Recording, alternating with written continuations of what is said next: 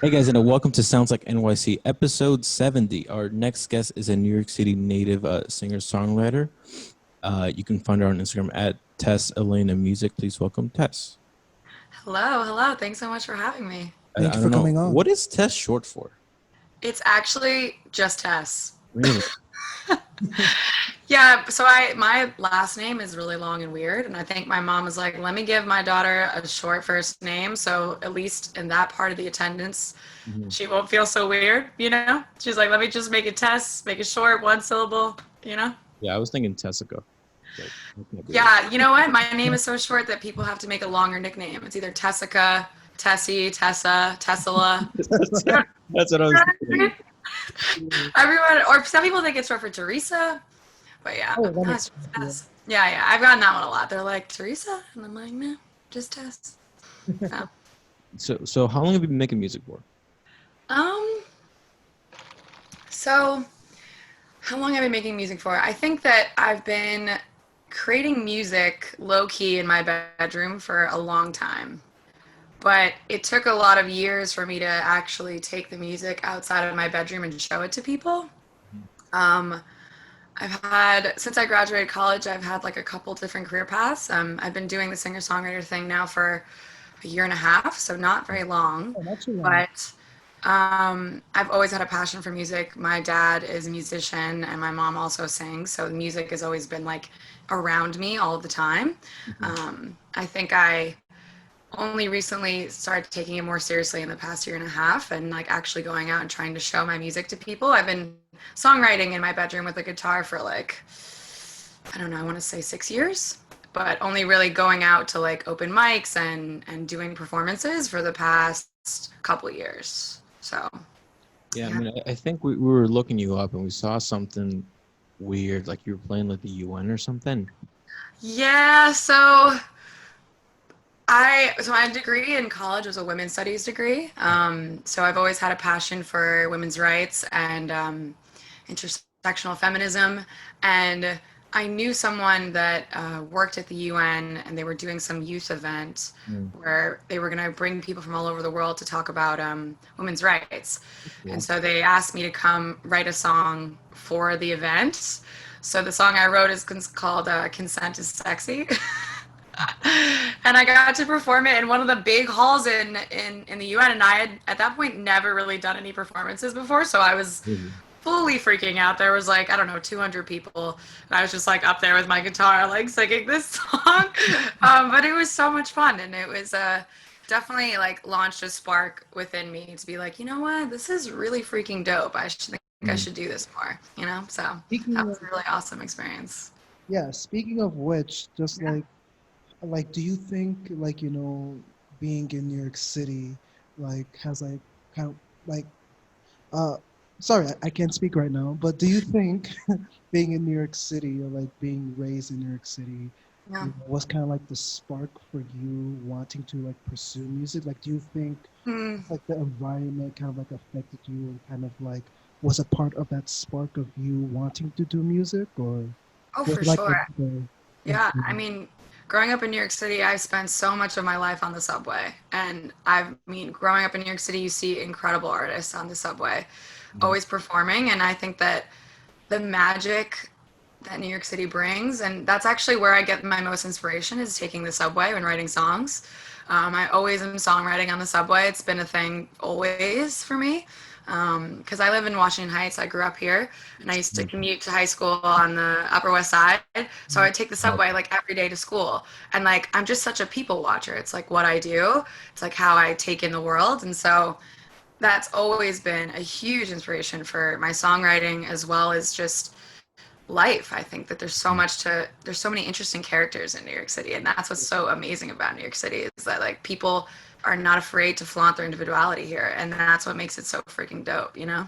So it's How do you definitely think a huge like part. what you call it? Like Washington Heights is different from like, you know, Other parts of the city? yeah, like I It that's is. deep. It's deep. I know people are like, damn girl, you can live all the way up there. Yeah, like, I'm from like I New know. York. Like for me, that would take like what, like an hour and a half to get over there. Yeah, I Dude, think I know. No, it's I far. think about it It's not once. just, it's far. It Yeah. is. And then when you get up here, you're like, is this still New York City? Because it's like kind of quiet and like residential up here. Like people are like surprised, you know? But it is very diverse. Like we have a huge like Hasidic community and like Dominican and Cuban and Puerto Rican. And then there's like a big Jewish community too. Lots of Irish and Italian. Like it's pretty diverse. Like a lot of parts of Brooklyn are as well, which is Hmm. cool. Yeah. Yeah. So like, I mean, what's like the most impressive kind of like performing artist or like I guess like busker or like that sort of like artist that have you seen like Mm. like on the subway or like just like out on the streets? For sure. Two actually come to mind. I don't know the name of the one guy, but he always is singing in the subway. That's Both not of them sing. Yeah. Um, but the guy actually got famous off of like some video that like went viral, and I've definitely seen him like in the subway like so much. It's like this older black gentleman. Oh, I don't know what his name is, but he was singing like some soulful song. Do you guys know what I'm talking about? That video? no No, idea. I thought you were talking about the guy that got famous like Jimmy Fallon or something, but no, No, Oh no, I don't know. that's not. I don't know, some dude. No, I remember that there was like a couple of like black dudes like they got pretty Like the ones who did like the Beatles like the covers. Beatles cover. Yeah, yeah, yeah, yeah. Oh yeah, I've seen them before too. Oh, Yeah, you have, dude. I have. Yeah, Got them on. I've seen them before. They're super dope. Yeah. And yeah, I follow them on Instagram. I've been following their journey. There's another artist named Bart. Just Um, Just Bart. I think it's just Bart. I have to. Now I feel bad. I want to misquote him.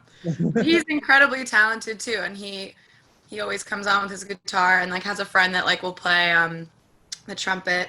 Ooh, interesting. Yeah. Hmm. Like, what kind of music does he do?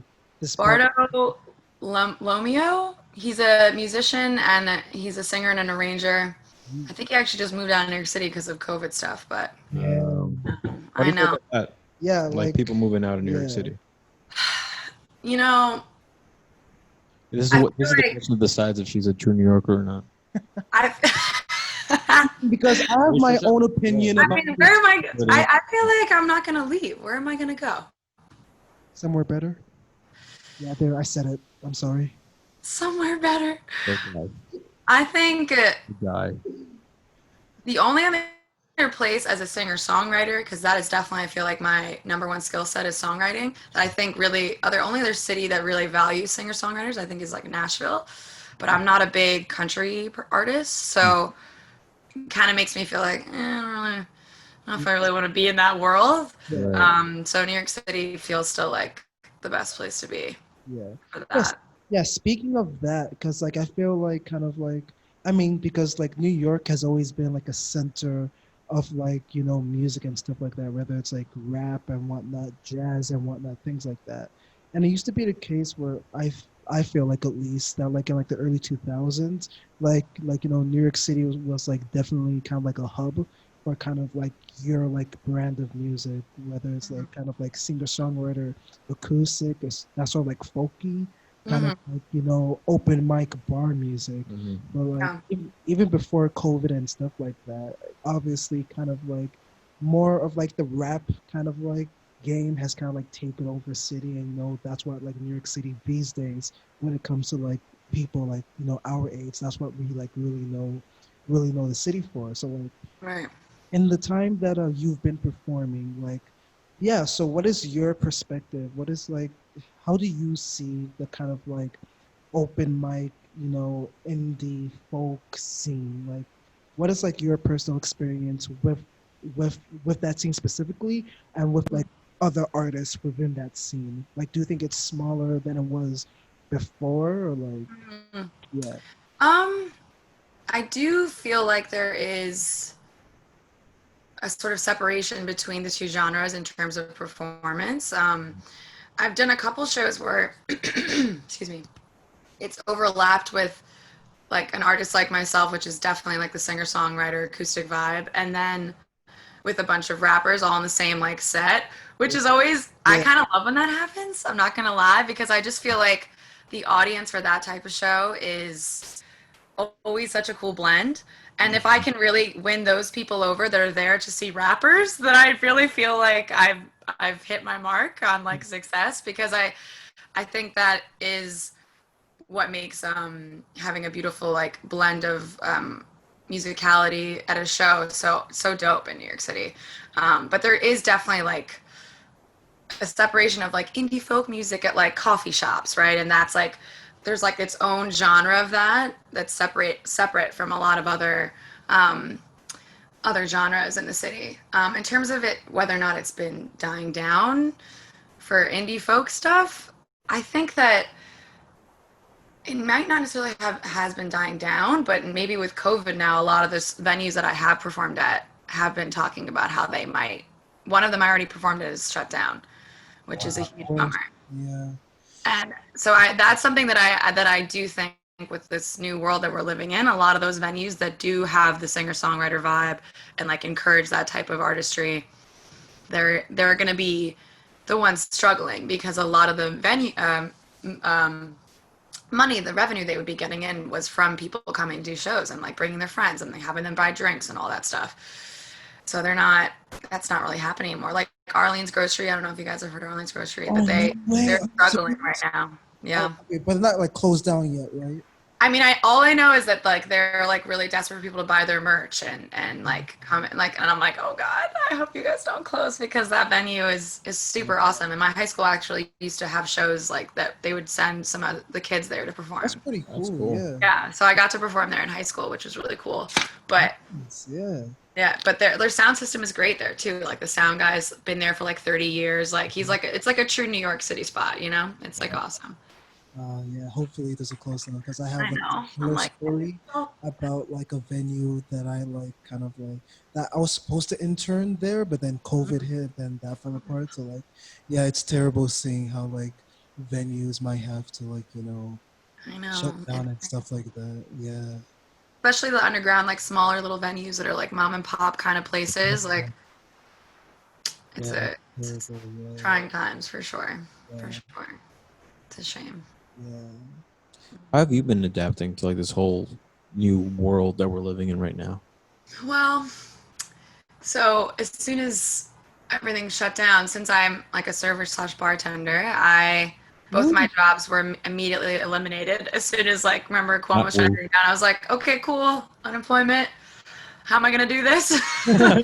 um, I mean, did you get like unemployment checks at least? I did. I did get unemployment luckily after like a month of trying them. Remember how crazy hard it was to get Oh through? yeah, Like, yeah. dude, I was calling like every day, couldn't get through, and then finally I got on hold, and I was like, yes, this is gonna happen.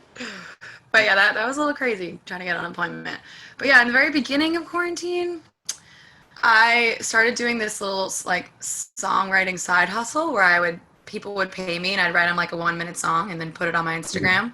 So that was cool. I did like 30 songs, which was awesome. I made like over $500, which never expected it to be that many. Wow. Yeah. But I like for that first month of like quarantine, I was busy. Okay, I was like writing songs, making cute little videos, putting them online, and then after that, Oh, I was like, okay, I can't write any more songs for like a little while because there was a lot of songs that I like pumped out at that time. Um, so then it kind of plateaued my creativity because I also wasn't really doing anything. Like I wasn't taking the subway anywhere, which I get my inspiration from. Like I wasn't living like the normal life, like we all weren't. So it kind of plateaued. Um, and then like went up a little bit. I wrote my tie-dye song. And then after that, it kind of plateaued again. And I haven't really written any new stuff since because my creativity has been feeling a little blocked because of it. yeah. So I mean, when was the last time you've like been on like the subway? when was the last time I've been on the subway? Probably last week. So my serving bartending job is literally a 2 minute walk from my house. It couldn't be more Oh, convenient. So I for a while I wasn't taking the subway that much unless I was going downtown to like see a friend or something like that. But yeah, so the subway riding hasn't been a constant as it used to be. So With tie dye, did you write that during I mean, you shot that during quarantine, right? I did. I just How went was to the park and like filmed myself throwing paint on yeah? myself pretending I You was a got any very weird looks like from people like just like this crazy lady? oh I can't tell you how many people were like what in the hell is that chick doing? wait. So you did that video all by yourself? I had a friend at the time helping me like throw paint on me, but I just honestly set up my tripod in like multiple locations and would just like refilm it so I could cut it to have different angles. Yeah, no, it was because and it was right in a park that has like a loop, so people were just like running, driving. What? This girl has rubber bands all over herself, and now she has paint all over herself. Yeah, it's a goofy song. Because I was like, I don't even know what to write about. This world is so fucked up. I'm like, what do I mean? I mean, I don't even know. So that's why that silly song came out. I don't know. But it's a good silly song. I like it. Really. Yeah, yeah, it's fun. It's a fun one.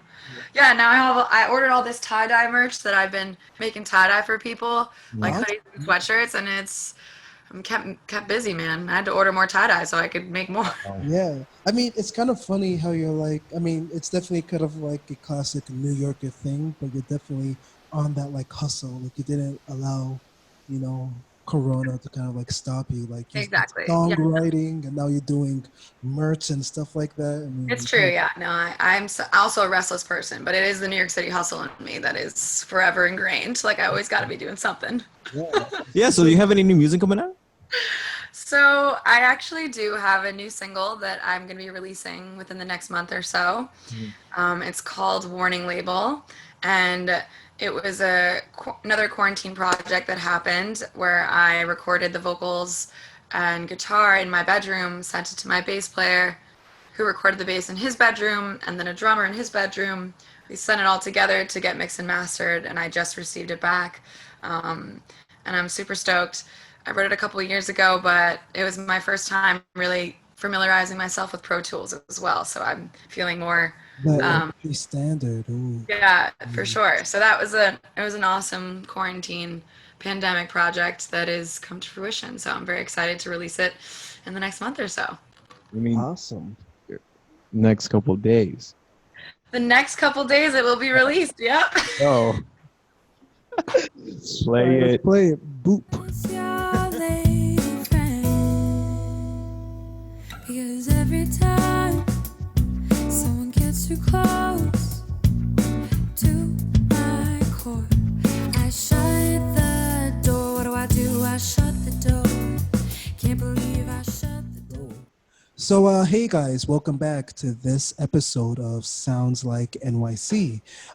You've just listened to Warning Label, and yeah, do you mind talking about kind of like the significance of the song and what it means to you, or like the process? Like, do you want to dive into the process of like having everybody recorded separately and just, you know, That's gotta be fun. yeah, Yeah, no, it's definitely an interesting experience. I think that because at the beginning of the pandemic, I sort of got Pro Tools. I'm like, all right, I'm going to teach myself how to use this enough that I can make demos of my music. And then I thought to myself, well, I have a microphone to record the guitar and for the voice, so I might as well see if we can record this. So all you have to do when you're recording in separate locations is have the right BPM, so the count is on the same exact mark for all the musicians. So once you have that, you can just send it to any musician and they'll be able to play right in time with you on the same track. It's like you just layer it on and then it's done. So it's actually not that hard. It's just sometimes there's a vibe that's created when all the musicians are in the same exact room and it's recorded in that way. It's like a different energy. But I think it's turned out great considering it was my first time ever really recording something alone in my bedroom, and it sounds super professional because when you get it mixed and mastered, it like elevates the sound like in yeah, definitely. level, which is really, really dope, which is really cool. Speaking, oh yeah, sorry, Yeah, go continue. Yeah. ahead. Oh no. So yeah, do you want to talk more about the lyrical content Yeah. of Warning Label? So the song itself is inspired by some of the romantic relationships I've had in my life, and I think that sometimes I struggle having long-term romantic relationships, and I think that the older I get, the more you self-evaluate and think about your own life and think about what things are working, what things aren't working. At least I am. I don't know if everybody does that, but I'm always like self-evaluating how I am in my life. And I started noticing a trend in my romantic relationships. And so the warning label is sort of a metaphor for saying, hey, I know that I'm very outgoing and I seem very carefree, which I am, but sometimes it's very hard for me to feel wooed by a guy and like want to be fully into the relationship in a long-term kind of way. And so it's kind of like a metaphor being like, hey, I'm going to be totally honest with you about how I feel. And I might not be totally in love with you, but you should just be warned that like this might not last very long term, if that Wow. makes any sense. That's like a very profound, like a very high level of like self-awareness, because Yeah. there's probably more people than not that don't reach that level of like self-awareness. Or they just don't admit it. Yeah. Yeah, and that's another thing. I really want my music to be something that people can relate to emotionally. I think that being vulnerable has always been a fear of mine. So that's being a singer-songwriter, you're constantly being vulnerable because all of your lyrics are your own and it's all about how you feel and like what you give out to the world. And I think that people are honestly yearning for that type of connection with people and like that kind of openness and vulnerability. And I think that that's also another reason why I wrote the song, because it doesn't really paint me in the nicest light, but it's also a part of who I am. So I kind of have to own it. Well, yeah, no, that's like a really great thing. Yeah. You know? Yeah, I definitely appreciate. Ooh, that's interesting. I definitely appreciate the lights turning off. I think we got a fun thingy. Where's the sensor? I don't know. We have the movie. Oh, there you go. Sorry about That's that. like an idea. But yeah, so like speaking of kind of like working with your band to like record everything separately and stuff like that. So like was it hard finding kind of like your current band setup, and like how much do they affect kind of like your songwriting? So at this point in the game, um, when we have, so like the backyard show that I just did in Ridgewood, we had a rehearsal beforehand, and usually when we have rehearsals, when we play all the songs live together, we'll all give input on what ways we can elevate the song, whether it be a certain strumming pattern or a type of drum beat that would really fit the song that I might not think of, that they would totally, I welcome all input for that. In terms of the actual songwriting, like meat of it, that for the most part is still me. Like the lyrics are always me, but in terms of how we actually present it, perform it, my bassist and my drummer definitely will present ideas, and usually they're great, and then we go with it and we do it. And like that's usually what the collaboration entails for the most part. My bassist has dabbled in songwriting as well. My drummer not so much. So my bassist and I have started working a little bit on some songs together, but nothing that we've completed yet. So Awesome. Yes, tell us a little bit more about like those backyard shows. Like, how long have you been doing them for? So because of the pandemic, I tried to think of what things I could do as a singer-songwriter that were outside and still safe, and make people feel like they could come and listen. And because he has that amazing backyard, we were like, oh, we should just do one in the backyard. That would be a great spot to do. We've only done one, but I'm thinking that we should do another one. It was a big success. Another part of me wants to just go to the park and like plug in some amps and do it there. But I know that in the park you're supposed to have permits, but I don't really know if people are serious about that. I kind of want to just show up and do it. I feel like no one's really gonna care. You know what I mean? I mean, I think you only need permits if like you're using the app, right? So That's what it is. But then I'm like, I guess we could do like an acoustic version where we just show up and play, and then because a lot of like jazz musicians will do that because you don't need a permit for that. They just show up with their like saxophone and stuff. Yeah, you can't put permits on jazz. It's jazz. It has no rules. Right, baby. true. Yeah. So like up until now, what's been kind of like what's been the song of yours that you like really like the most? Like yeah, so like what's been the most favorite song that you have personally written? Oh wow, that's a good question. Well, the song "Warning Label" is actually one of my favorites. I think that it's definitely one of the tracks where I've been the most vulnerable, and it still has like a little sassiness to it that I feel like rings true to who I am a bit. So I feel like it's both vulnerable and kind of I don't know if sassy is the right word. I feel like because of my roots of my women's studies degree, it's made me want to have sort of like this light shining on all of my songs that encourage female empowerment, encourage individuality of women to be their most vulnerable and true selves all the time. And I think that that song encompasses a lot of both my passions in that world, but then also coupled with the vulnerability. So I think Warning Label might actually be my favorite track. So Good to know. Yeah. I know, I'm excited. So I'm so pumped to release it. It's gonna be so dope. You have released it, or I guess you will release it I will release it in the next day. in a couple days. So, like, I guess the question we always ask everyone, but I guess it'd be a little different for you because you were born here. Like, how do you feel that New York City has changed you as a person? Ooh. I think it's made me who I am today.